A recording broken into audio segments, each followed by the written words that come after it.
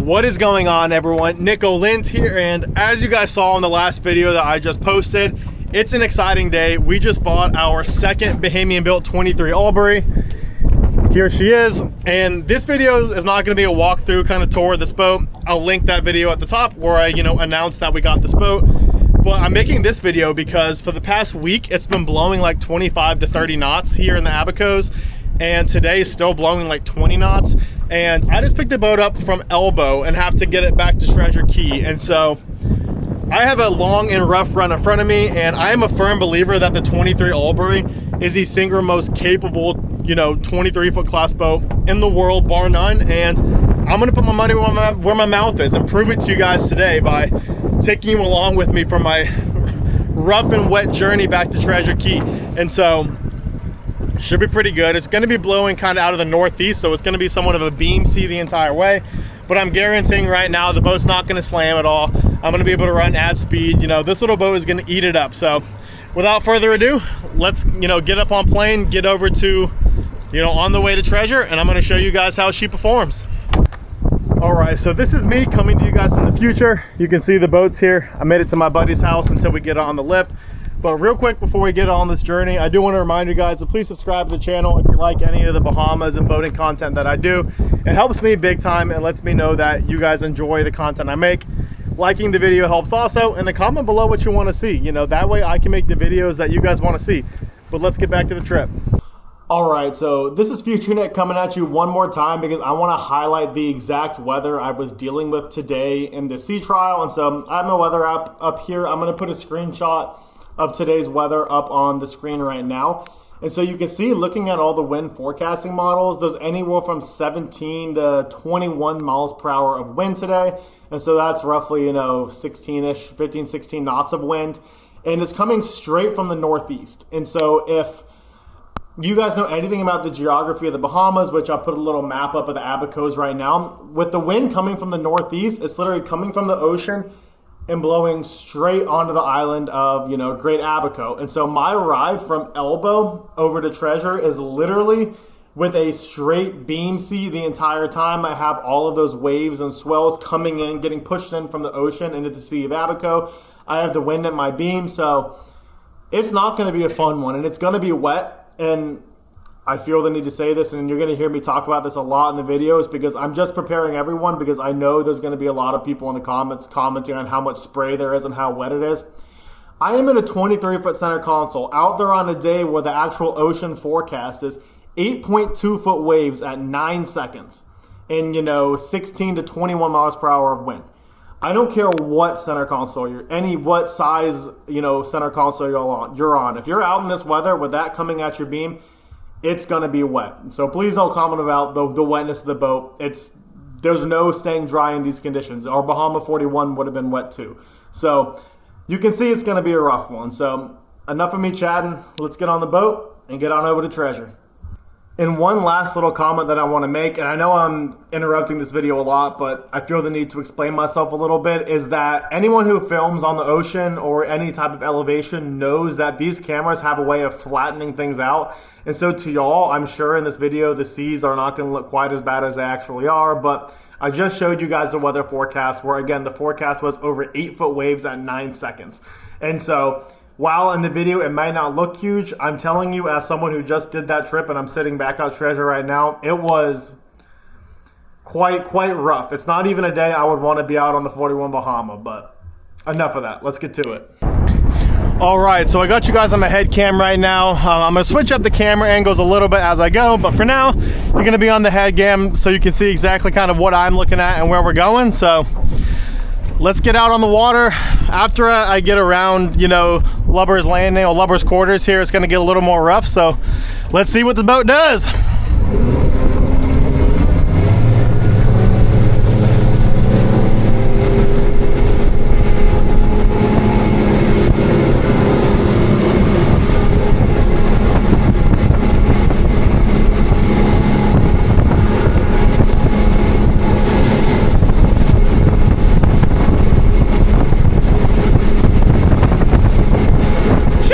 She's a ripper!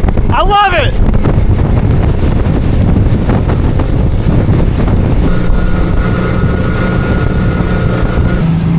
right, so we're out from behind the protection of Lover's Corners, and we're just putting along here. Right now we're doing right at about 27 miles per hour and hanging out 3,200 RPM. Definitely a little bit rough, but the boat's just eating it up.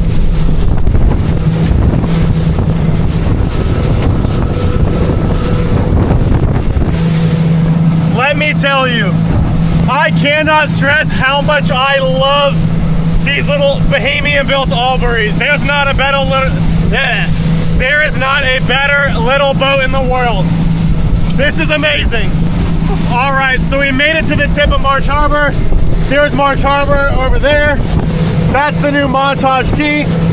And so in order to save me just a little bit of ways, I'm actually gonna take the Bahamian cut, which is the cut in between Sugarloaf and Montage. You can see it here on the chart.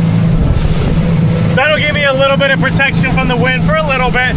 But let me tell you, I am extremely impressed with this Albury. And mind you, this is the exact type of seas that these boats were literally made for. They were designed for this Sea of Abaco chop. But these boats never fail to impress me. And because it is a beam sea, you can see on the windshields, there definitely is some spray, but so far, very comfortable. This is the long part of the journey now, though, from Marsh to Treasure, so we'll see how she fares, and I'll keep you guys updated. On this leg from Marsh Harbor to Treasure, it kind of just kept getting rougher and rougher as I went, and the reason for that is as I get closer to Treasure, I'm also getting closer to the Whale Key Cut or the Whale Key Channel, which is an area where ocean waves and swell can kind of just pour into the Sea of Abaco completely unobstructed, and so at that point I had to deal with that ocean swell on top of the wind chop, and so stick around because it definitely gets a lot rougher. All right, so we're out from behind the shelter of land, and so it's definitely getting rough again. Let me show you the seas, and keep in mind that the camera always flattens the sea, so it's a little bit rougher than it looks like it to y'all. And this is a wet ride with a beam sea.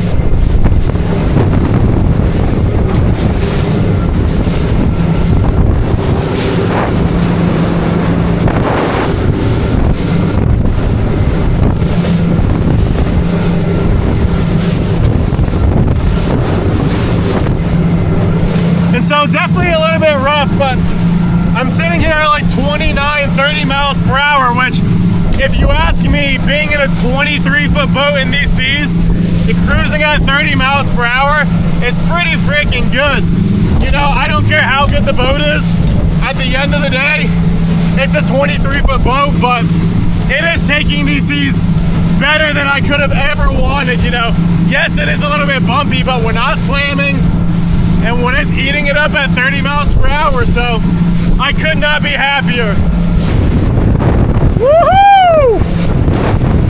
It's a little bit dicey out here.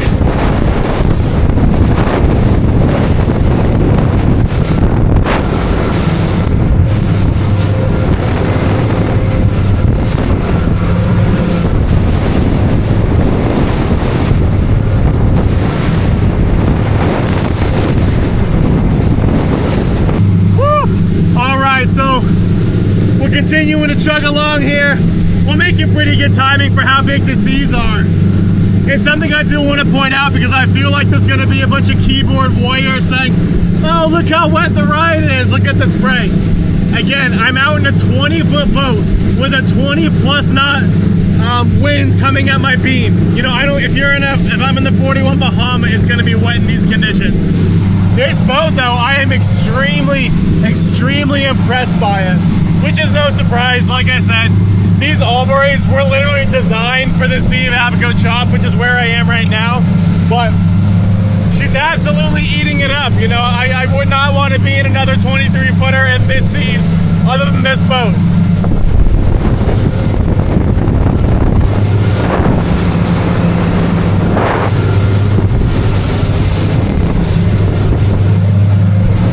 You gotta love a 23 Albury.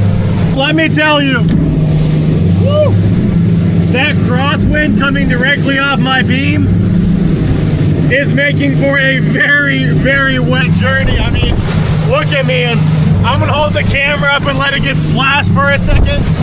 So just watch this.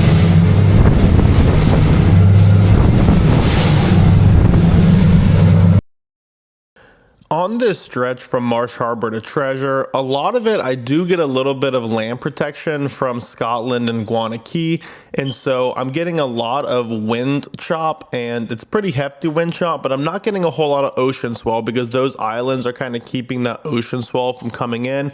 However, as you get closer to Treasure, you start to lose that land protection of Guana. Right there kind of by the Whale Key cut area, which basically allows, you know, all those big ocean swells to be pushed all the way in. And so that area is notoriously rough. If you know the Abacos, you know the Whale Key cut area is pretty rough. And because of that, it did get pretty rough, and so I decided to stop, you know, filming myself, and instead I put the head cam on and wanted to have one hand on the wheel and one hand on the throttle at all times so that I could be in complete control and really be at the ready if I needed to make any sudden, you know, adjustments or fixes to the boat to avoid anything bad happening. And so I'm going to give this voiceover that I'm doing right now, and then I'm going to play through just a couple clips where you guys can get an idea of how this boat is handling the seas. I'm telling you right now, I was extremely impressed by this boat. We didn't launch off any waves. We didn't slam one single time. It just took what you gave it. And you have to treat these boats kind of like a panga. You know, they ride significantly better than a panga. But what I mean by that is that when it gets a little bit rougher, you just slow it down a little bit and keep it in a straight line, and you just let the hull work its way through the waves. And it's going to do exactly what it's designed to do and do it extremely comfortably. It's really, really cool. And I don't know of many other 23-foot class boats that can do what this boat did today and do it as comfortable as this boat did. And stick around, because once I get back to Treasure, I am going to sit down and kind of debrief with you guys to go over my thoughts and how I thought the boat did, what it could do better, and the whole 9 yards. And so you guys are going to want to hear that. But for now, enjoy these clips and let me know in the comments below how you think this boat is doing in these conditions.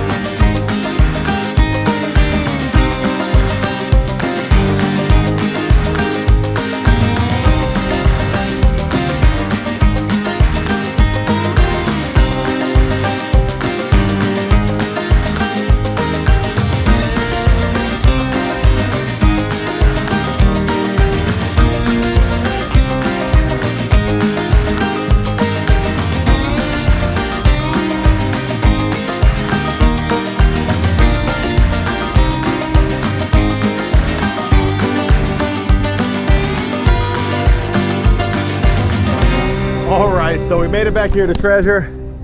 Here is the Albury, all docked up at my buddy's house before I get it put on our lift. And you can see I changed shirts because, as you guys saw in the video, I was getting absolutely blasted with waves. But let me get inside and out of the wind to kind of debrief you guys on how it all went. Woo, just look at how pretty she is. All right, so I'm out of the wind now, gonna debrief a little bit. And so obviously up to a point I was talking to you guys on the boat, and then I stopped talking and I just put it on my head cam until I got back into Treasure.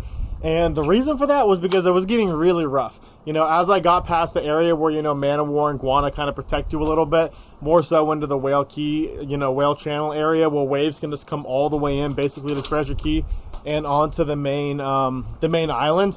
It was extremely rough in that area. And so I put the head cam on and I kept one hand on the wheel and one hand on the throttle at all times.